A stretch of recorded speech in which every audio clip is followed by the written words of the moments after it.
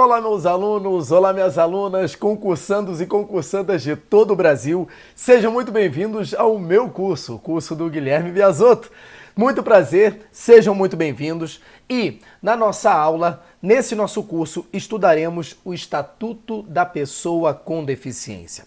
A Lei 13.146 de 2015, um estatuto importantíssimo de observação obrigatória, de cobrança obrigatória em quase todos os concursos públicos espalhados em todo o Brasil. Beleza? Pessoal, olha só, é um estatuto bem simples, tranquilo, e os pontos mais importantes são as definições, principalmente as definições que ele traz pra gente, e também com relação às alíquotas, com relação às cotas. Então, dentro do Estatuto da Pessoa com Deficiência, você tem inúmeras cotas voltadas para a pessoa com deficiência, tá? Para o deficiente. Muito cuidado com a definição, tá? Inicialmente, a definição do deficiente era deficiente físico.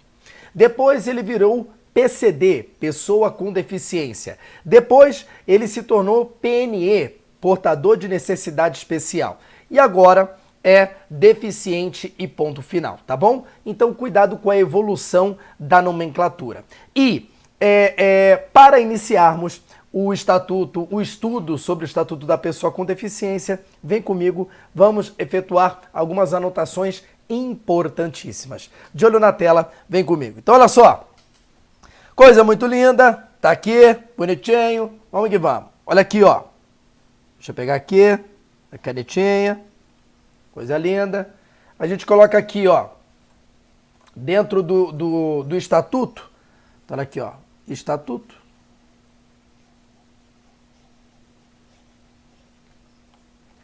Do deficiente.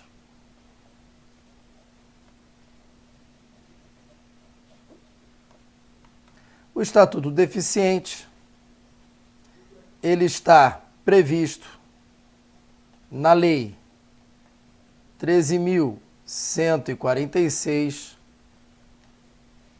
de 2015. Lei publicada no ano de 2015, por isso que está / 2015. Belezinha? Então a primeira coisa que precisamos saber é o conceito. O que é o Estatuto do Deficiente? Aí você anota aí no seu caderno, no seu tablet, no seu computador, no seu celular. Já faz a anotação. O que é o Estatuto do Deficiente? O que ele nos traz? Coloque aí.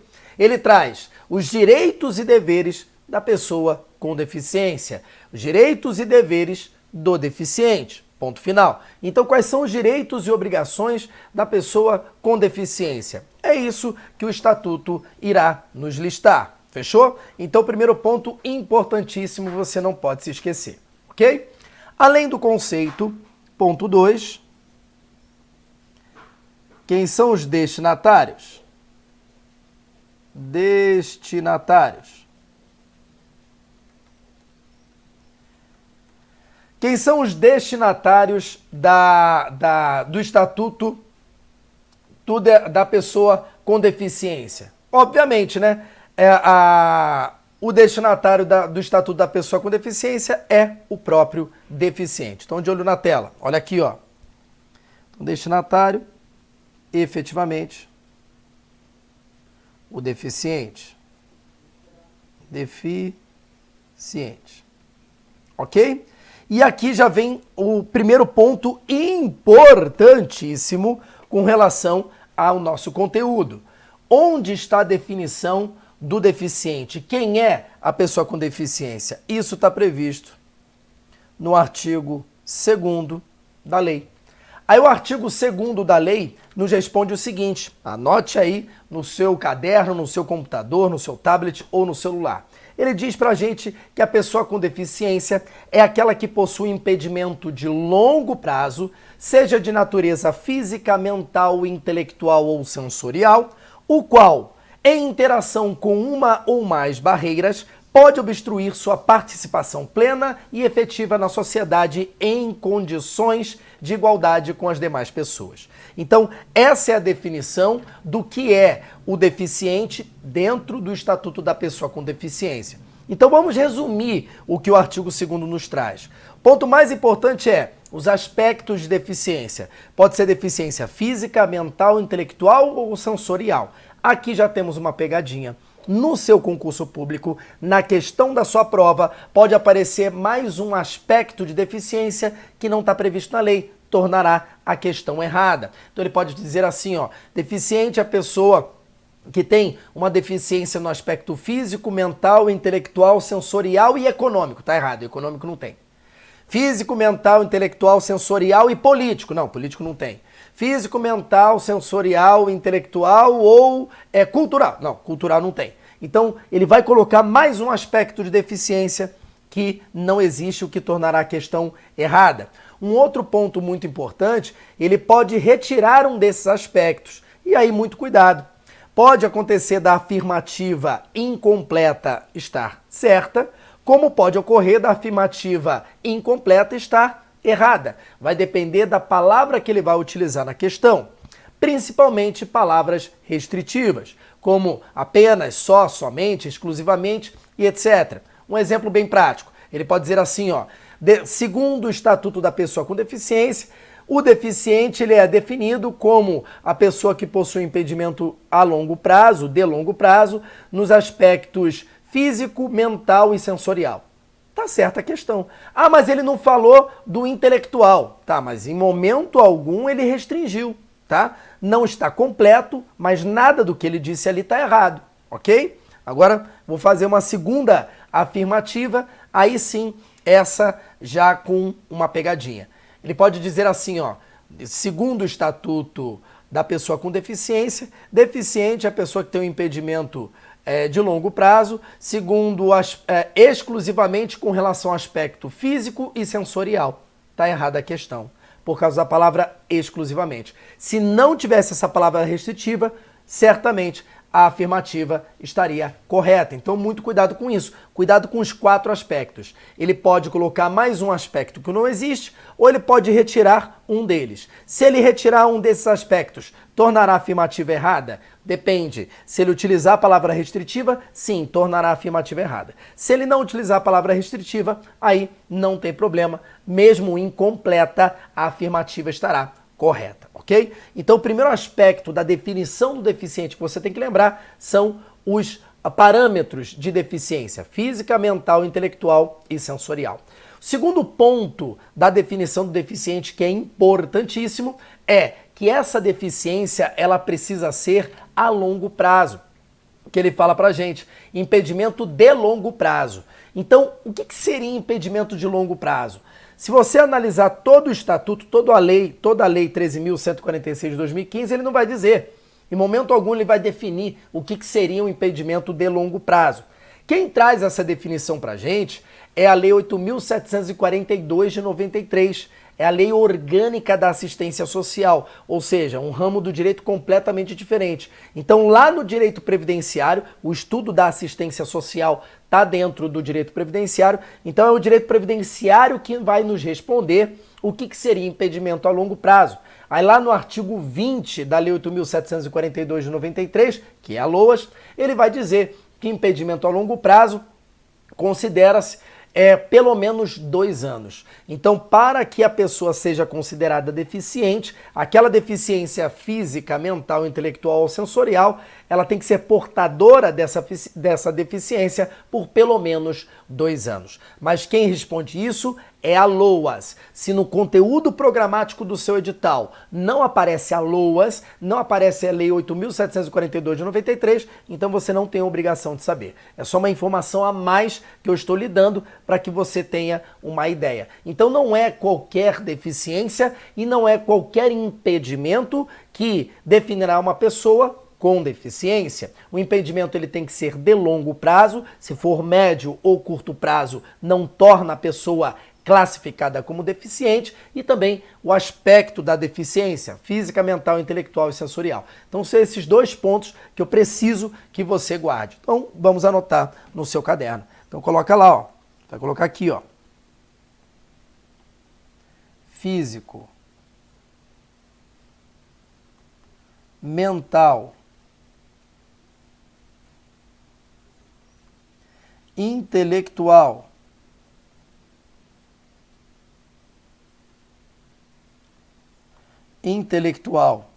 e sensorial, os 4 aspectos. E o segundo ponto importantíssimo da definição, longo prazo. Esse impedimento ele tem que ser de longo prazo, ou seja, por pelo menos 2 anos. Ok?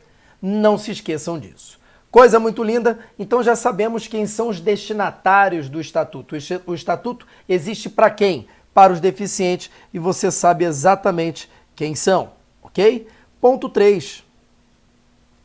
Finalidade. Finalidade.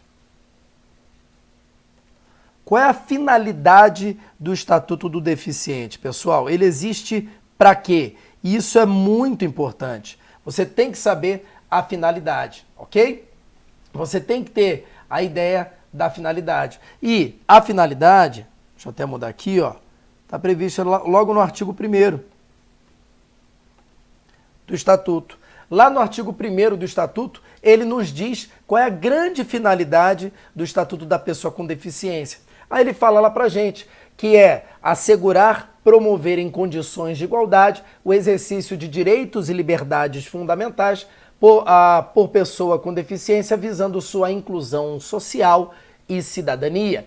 Então presta muita atenção. Resumindo, a finalidade, a grande finalidade do Estatuto da Pessoa com Deficiência é promover ações afirmativas. O que são ações afirmativas? É você tratar o deficiente diferentemente das outras pessoas, e esse tratamento tem um motivo. Qual é o motivo? Promover a inclusão social, promover a prática da cidadania, dar autonomia ao deficiente e promover condições de igualdade. Nós sabemos que sem essas ações afirmativas, sem essas discriminações positivas, sem essa proteção especial, sem essa atitude a mais que tem que ser dada ao deficiente, ele não estaria em condição de igualdade com as demais pessoas da sociedade. Ele não teria o exercício dos seus direitos e liberdades fundamentais de forma plena. Ele não exerceria a cidadania de forma plena.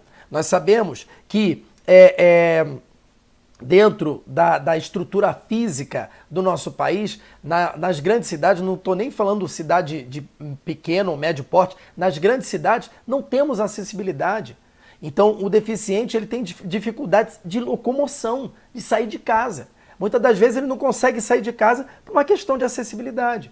Então faz-se necessária uma proteção integral para o deficiente, é necessário são necessárias ações afirmativas, são necessárias promoções de igualdade entre o deficiente e as demais pessoas da sociedade. Então, a grande finalidade é promover condições de igualdade para que o deficiente, de forma plena e autônoma, possa ser incluído em sociedade, exercer a cidadania e também exercer seus direitos e liberdades fundamentais. Então, muito importante a finalidade do Estatuto da Pessoa com Deficiência. Isso também já foi objeto de questionamento em prova, ok?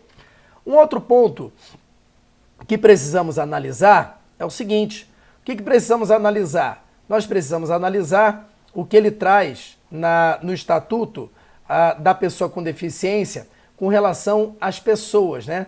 Quem é que deve promover o Estatuto do Deficiente? Quem vai promover isso daqui? Mas antes disso, agora vem o ponto mais importante, ponto 4. Pode colocar aqui, ó, definições.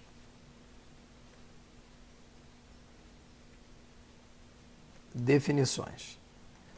E essas definições, elas estão previstas no artigo 3º. Esse é o momento do nosso curso de você colocar um asterisco aqui, ó, com relação ao artigo 3º. Esse é o momento do nosso curso de você marcar e escrever assim: meu Deus do céu, Jesus, isso vai cair, já ganhei uma questão na minha prova. É o momento de você colar o adesivinho da Barbie Fashion Girl, Colocar o adesivinho do Dragon Ball Z GT Sinistro Super Saiyajin 4, de você colocar adesivinho para chamar a tua atenção, porque o artigo 3º vai cair na sua prova. O artigo 3º traz as definições. Quais são as definições trazidas pelo Estatuto da Pessoa com Deficiência? De olho na tela para visualizarmos juntos. Vem comigo. Olha aqui, ó. Para fins de aplicação desta lei, consideram-se o que é acessibilidade. Acessibilidade nada mais é do que a possibilidade e condição de alcance para a utilização com segurança e autonomia de espaços, mobiliários, equipamentos urbanos, edificações, inclusive seus sistemas e tecnologias, bem como de outros serviços. Ok? Desenho universal. Concepção de produtos, ambientes, programas e serviços a serem usados por todas as pessoas, sem necessidade de adaptação ou projeto específico. Então, o desenho universal já é algum produto, ambiente, programa e serviço criado de acessibilidade geral. Eu não preciso adaptar o projeto, eu não preciso criar um projeto específico para que aquele programa, aquele produto, aquele ambiente seja acessível à pessoa com deficiência. Ao deficiente. Eu não preciso, porque ele já engloba todo mundo. Então, o desenho universal, a palavra universal, dá para deduzir que é de acessibilidade a todos, das pessoas sem deficiência e das pessoas com deficiência. Beleza? Tecnologia assistiva ou ajuda técnica, isso já foi questão de objeto em concurso público. Produto, equipamento, dispositivo, recurso, metodologia, estratégia, prática e serviços que objetivem promover a funcionalidade relacionada à atividade e à participação da pessoa com deficiência ou com mobilidade reduzida, visando sua autonomia, independência, qualidade de vida e inclusão social. Ou seja, é qualquer produto, equipamento, dispositivo ou recurso que promova uma funcionalidade de acessibilidade do deficiente àquele tipo de tecnologia ou acesso, dando ao deficiente uma autonomia, uma independência. Barreiras. Qualquer entrave, obstáculo, atitude ou comportamento. Olha como é que é importante, ó. Obstáculo, atitude ou comportamento que limite ou impeça a participação social da pessoa, bem como o gozo, fruição e exercício de seus direitos à acessibilidade, liberdade de movimento e de expressão. Aí temos 6 tipos de barreiras. Temos barreiras urbanísticas. Isso é muito importante, tá? Isso aqui cai em prova. O que é barreira urbanística? Existente nas vias e nos espaços públicos e privados abertos ao público. Barreira arquitetônica. Existente nos edifícios públicos e privados. Então, olha a diferença aqui, ó. Barreira urbanística tá da porta do prédio, da construção para fora, tá na rua. Barreira urbanística tá na rua. Barreira arquitetônica tá dentro de alguma construção, dentro de um edifício, dentro de uma casa, ok? Então, não confunda a barreira urbanística, que é nas vias públicas, nos espaços públicos ou privados, enfim, e a barreira arquitetônica dentro, ok? Que ele fala existente nos edifícios públicos ou privados. Que mais? Barreira no transporte, pelo amor de Deus, não preciso nem marcar, né? São obstáculos existentes nos meios de transporte. Barreira na comunicação e na informação, também não precisa marcar. São obstáculos que impossibilitam a expressão ou recebimento de mensagens. Barreira atitudinal. Olha que coisa linda, ó. Atitude ou comportamento que impeça ou prejudique a participação social da pessoa com deficiência em igualdade de condições e oportunidades com as demais pessoas. Olha que coisa linda. Você quer um exemplo de uma barreira atitudinal? Quando uma pessoa estaciona o veículo numa vaga destinada à pessoa com deficiência. Acabou? Nós já vimos isso, nós já vivenciamos isso, nós vemos isso no dia a dia. Então, quando uma pessoa, por exemplo, tem uma fila exclusiva para o deficiente, aí vem uma pessoa sem deficiência e utiliza aquela fila, uma barreira atitudinal. Ela está impedindo, ela está prejudicando a oportunidade da pessoa com deficiência em condições de igualdade. Ah, não, vou estacionar ali naquela loja de conveniência do posto de gasolina, na farmácia, no shopping, no teatro, no cinema. Não, vou colocar aqui na vaga aqui para o deficiente. Ah, não vai aparecer ninguém, é rapidinho. Isso é uma barreira atitudinal, ok? Então, muito cuidado com isso. Além disso, barreiras tecnológicas, as que dificultam ou impedem o acesso da pessoa com deficiência à tecnologia. Porra, mongol, né? O nome já fala, barreira tecnológica. Então, cria impedimento ou prejudica com relação à tecnologia. Então, muito cuidado com 6 tipos de barreiras. E as que eu mais me preocupo são barreiras urbanísticas e arquitetônicas. Urbanísticas nas vias e nos espaços abertos. Já a barreira arquitetônica nos edifícios. Toma cuidado com isso. E barreira atitudinal são atitudes de pessoa, comportamentos e atitudes de algumas pessoas que impeça ou prejudique a vida em sociedade da pessoa com deficiência. Muito importante isso.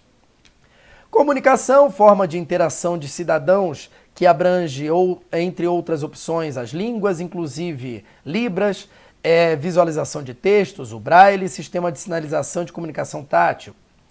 Adaptações razoáveis, muito importante isso aqui, ó.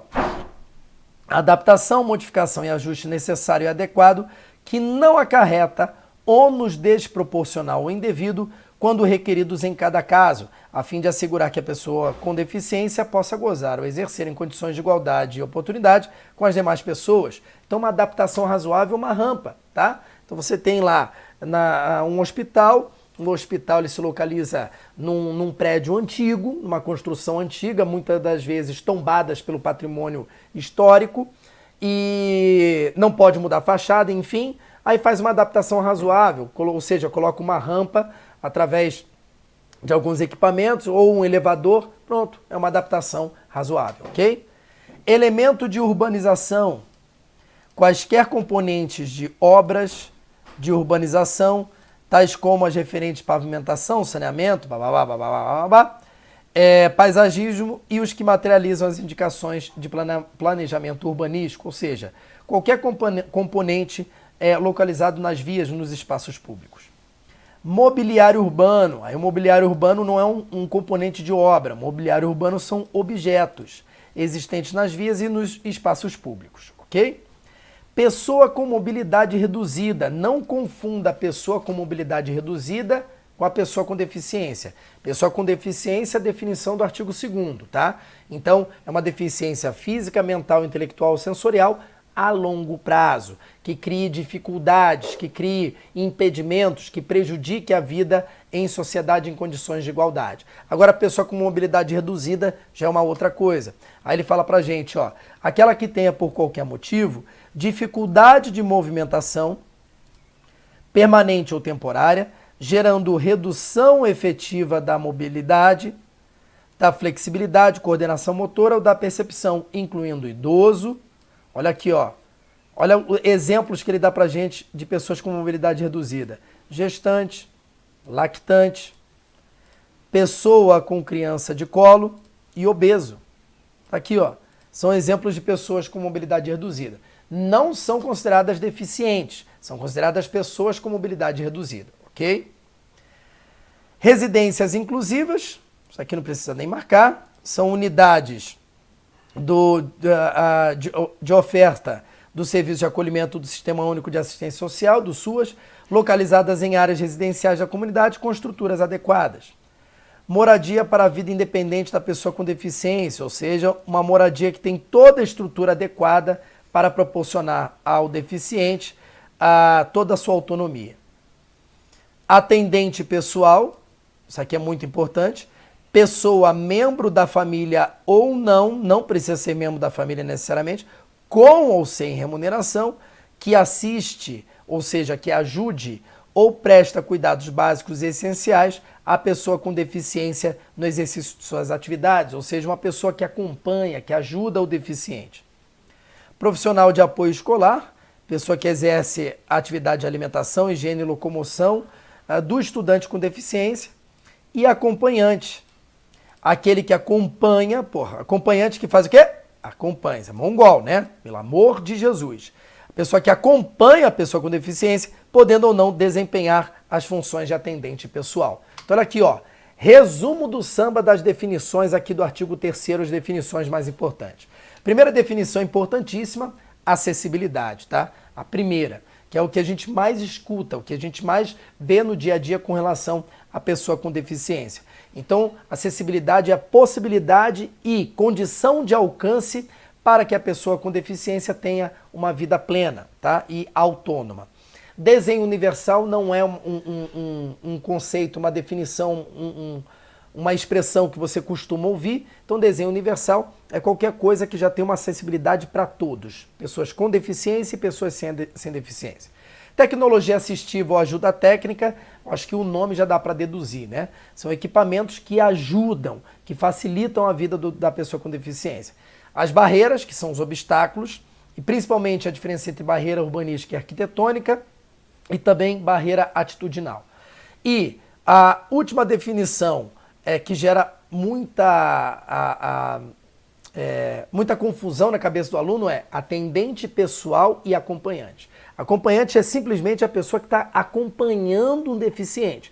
Aí esse acompanhante, ele pode ajudar o deficiente na sua vida, no dia a dia, ou seja, o acompanhante pode ser um atendente pessoal, como o acompanhante pode simplesmente só acompanhar. Não, eu só estou acompanhando aqui o deficiente, não ajudo ele nas atividades diárias, na sua rotina. Então, muito cuidado com isso, a diferença entre atendente pessoal e acompanhante. Acompanhante, a palavra já fala, ele apenas acompanha. Aí ele pode acompanhar e atender, como ele pode somente acompanhar, ok? Então, muito cuidado com as definições trazidas aqui no artigo 3º, ok? E com relação à definição do deficiente, não basta que a pessoa tenha uma deficiência física, mental, intelectual, sensorial, de longo prazo, não adianta ela alegar, tá? É óbvio que essa deficiência física, mental, intelectual, sensorial a longo prazo, ela tem que ser atestada por uma equipe multiprofissional, multidisciplinar. Ou seja, essa pessoa ela tem que ter um documento com fé pública, um documento público, classificando-a como deficiente, tá? Geralmente quem faz isso, na maioria dos casos, é o INSS, ok? Então não adianta você chegar e falar assim, eu sou deficiente. Não, você tem que ter um documento público atestando a sua deficiência, tá? Porque a pessoa com deficiência não é apenas o visual. Tem que ter um documento e isso é exigido pelo Estatuto da Pessoa com Deficiência lá no parágrafo 1º do artigo 2º. Quer ver? Ó, dá uma olhada aqui, ó. Ele fala pra gente, ó, a avaliação da deficiência, quando necessária, será biopsicossocial, ou seja, o aspecto biológico, psicológico e social. E essa avaliação é realizada por uma equipe multiprofissional e considerará impedimentos nas funções, fatores socioambientais, psicológicos e pessoais, limitação no desempenho de atividades e restrição de participação. Ok? Então, não adianta a pessoa se autodeclarar deficiente. Em algumas situações, a pessoa com deficiência ela precisará do documento com fé pública atestando que ela é deficiente. Ok? Belezinha? Um outro ponto muito importante que precisamos tratar, pessoal, vem comigo, é sobre a discriminação. Igualdade e não discriminação, mas principalmente sobre a discriminação. Isso rotineiramente, constantemente, é objeto de questionamento em prova. Então coloca aqui, ó, ponto 5. Ponto 5.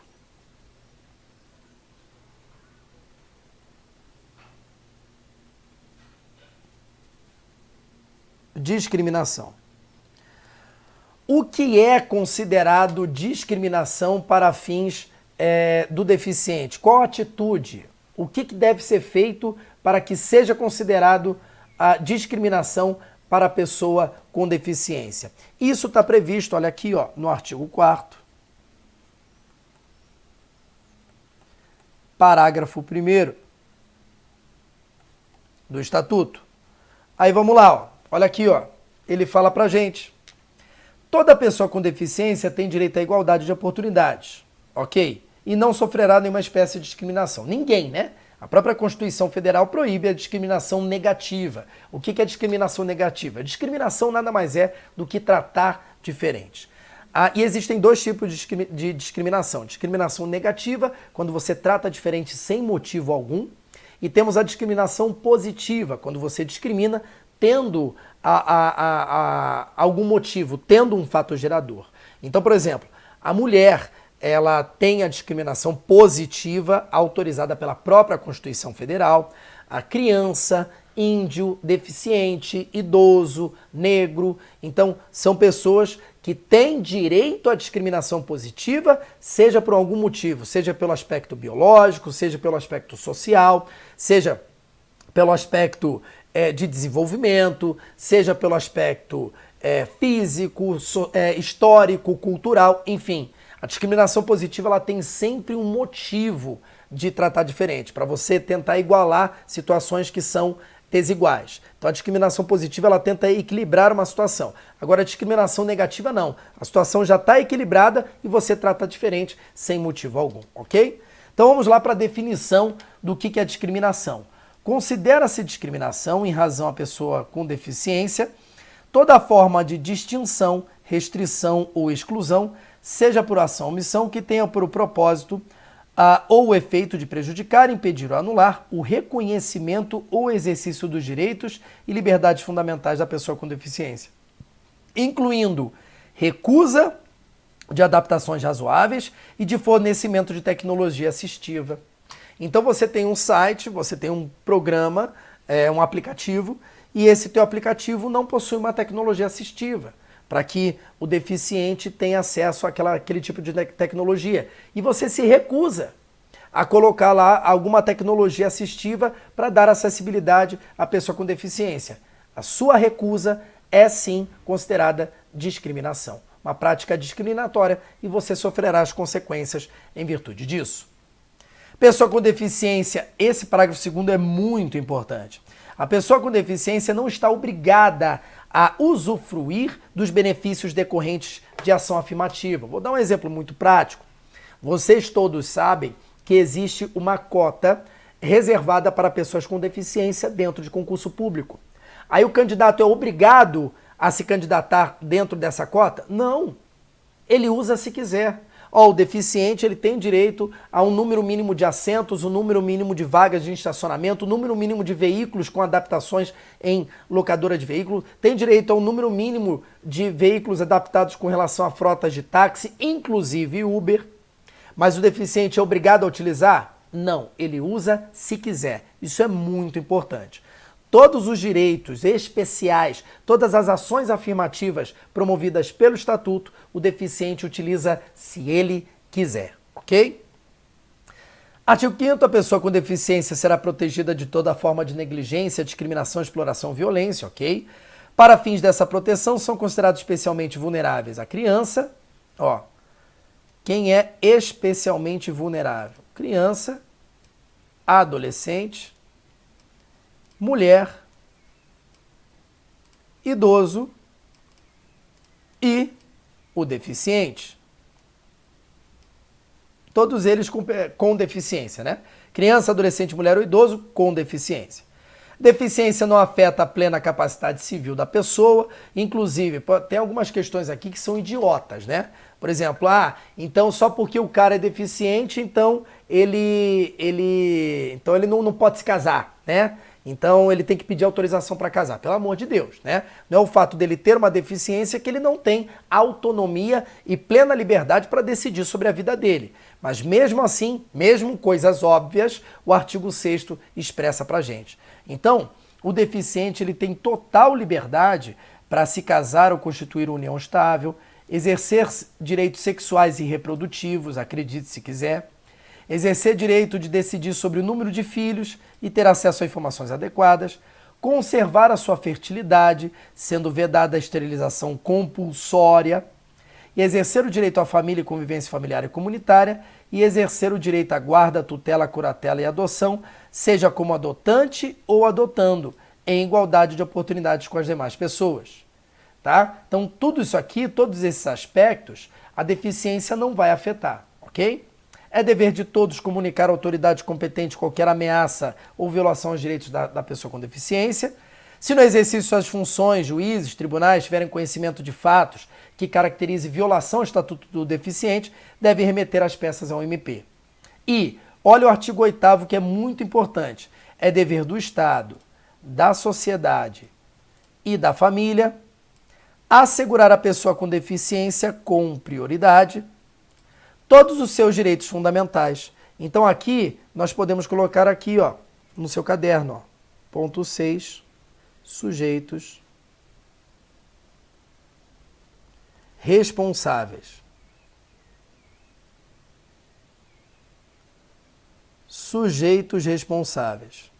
Isso aqui, artigo 8º.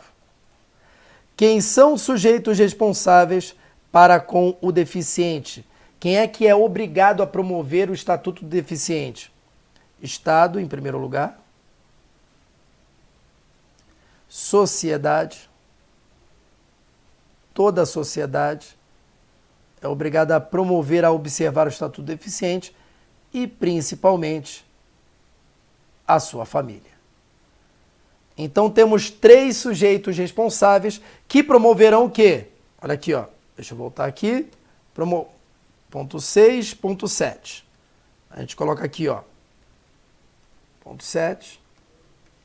Direitos fundamentais.